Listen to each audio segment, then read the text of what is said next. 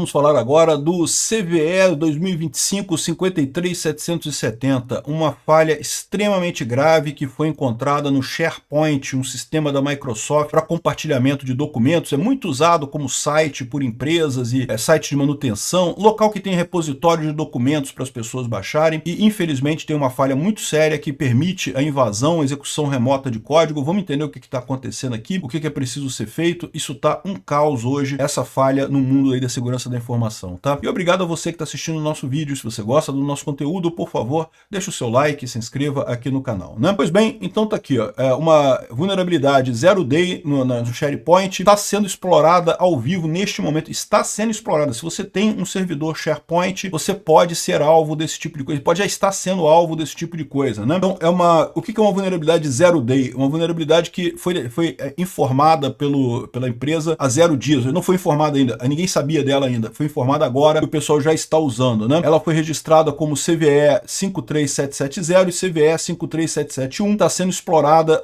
nesse momento, pelo menos desde 18 de julho, sem nenhuma correção disponível, e em pelo menos 85 servidores já foram comprometidos no mundo todo, né? Se você tem um servidor SharePoint, tome cuidado, né? Já tem aqui, ó, um Customer Guidance da Microsoft sobre como fazer para resolver essa vulnerabilidade. Não tem patch, mas você tem que fazer uma atualização do sistema. A atualização do sistema resolve. Tem que, depois de fazer a atualização do sistema, você tem que mudar a chave do servidor, tá? Depois de você rotacionar as chaves de máquina do servidor SharePoint. Então tá aqui a descrição. Eu não vou entrar em detalhes, porque quem tiver um servidor desse pode procurar a página da Microsoft, já tem os detalhes aqui de como você deve fazer para resolver este problema, né? Então foram 2 problemas aqui que justamente falam sobre esse problema.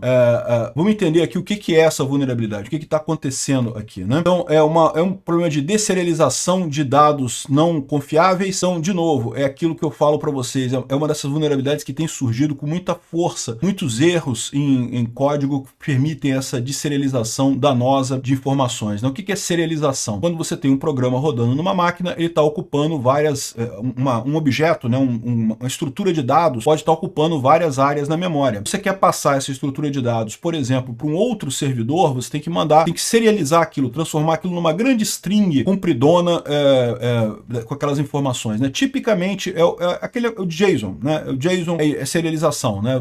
A maior parte das vezes, eu não sei se é esse o caso, tem outras maneiras de você serializar. Você pode serializar com XML, pode serializar binário, pode serializar de diversas maneiras, tá? Mas o mais usado hoje em dia é o JSON. E qual que é o problema? Você serializa e manda essa informação para o outro servidor. Aí quando o outro servidor recebe essa informação serializada, ele tem que desserializar isso daí, ele tem que desfazer essa coisa e criar novamente a estrutura na memória com aquelas informações para o programa agir, né? E aí existem alguns truques para você adulterar esse processo de serialização, que dependendo da estrutura que está desserializando, se ela tiver essa vulnerabilidade, ela vai acabar gerando um ataque, uma execução de código remota nesse caso, né? A Microsoft está fazendo isso daqui,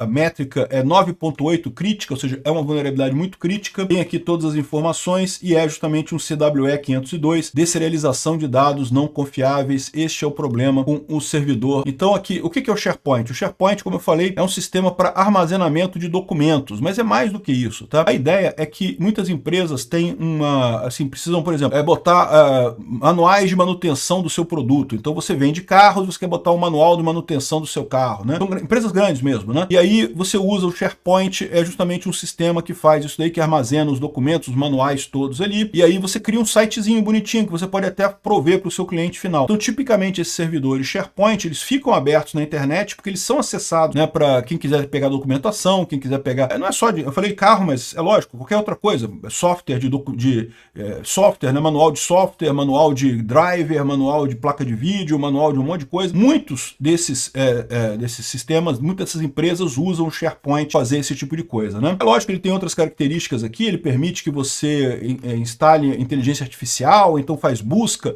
dentro dos documentos que estão armazenados ali com inteligência artificial e não sei o que lá, tem um monte de coisa aqui, mas o ponto central desse software aqui, então não é um software que você, pessoa física, tenha na sua casa, aí você não vai ter um SharePoint, muito pouco provável você ter, mas empresas costumam ter esse tipo de coisa. Então as empresas, se você tem uma empresa que usa o SharePoint, isso é um ponto ponto importante nisso daqui, né? Atualização, já estão os dados todos, como atualizar aqui o SharePoint para evitar esse problema, né? Aqui, ó, pelo menos 75 organizações já foram invadidas, inclusive multinacionais e agências de governo. Porque, de novo, agências de governo usam o SharePoint também. Você pode ter legislação, pode ter manuais e procedimentos e um monte de documentos. Aí você bota tudo num SharePoint e disponibiliza isso para as pessoas usarem, né? Então, o exploit permite a execução remota não autenticada através da deserialização de dados não confiáveis. Ou seja, uma pessoa que não tenha nem um login e senha no servidor consegue invadir e plantar alguma coisa lá no servidor. Os ataques estão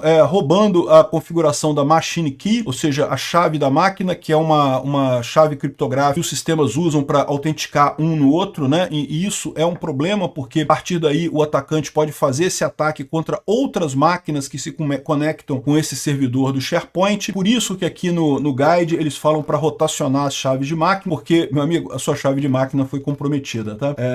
Então tem que rotacionar ela ali. E o que mais que eles estão fazendo aqui? Ó? Estão também instalando web shells persistentes e movendo coisas lateralmente através da rede. O que isso quer dizer? Um web shell é um programinha que você instala num servidor web e que permite você acessar esse servidor web e mandar comandos depois. Então tem vários desses web shells por aí. A maior parte deles é em PHP, mas tem alguns em outras linguagens por aí. Eu não sei exatamente qual web shell que eles estão colocando aqui, mas estão colocando web shell. E o web shell, eu vou te falar uma coisa, é uma praga. Por quê? Porque tipicamente esse pessoal instala 200 milhões de web shells na sua máquina. Aí você vai fazer uma limpeza da sua máquina, você sai apagando o web shell, apagando o web shell, apagando o web shell, e ainda sobrou um web shell. Se sobrou um web shell, ele entra por aquele web shell e instala todos os milhões de web shells de novo. Então a sensação para quem tem uma máquina que começa a ser atacada com web shells é terrível. Você apaga, daqui a pouco tá tudo cheio de web shell de novo. E se sobrou um web shell, ele usa esse web shell para reinfectar a máquina toda. Então muitas vezes é preciso zerar a máquina, reinstalar do zero e começar tudo de novo.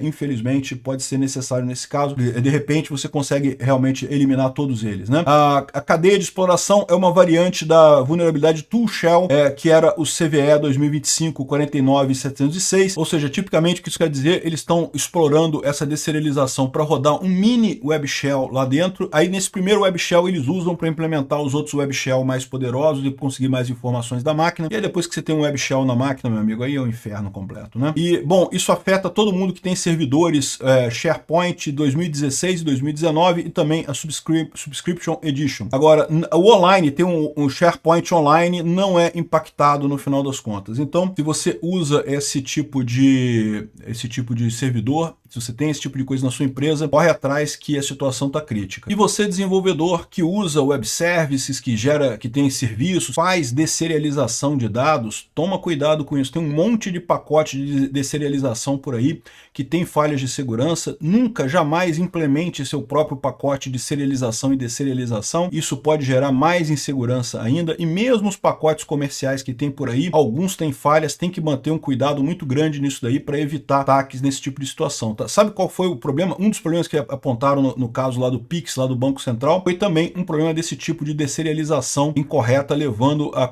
execução de código remota, né? Enfim, é um problema bastante sério, é uma coisa que os desenvolvedores têm que tomar bastante cuidado.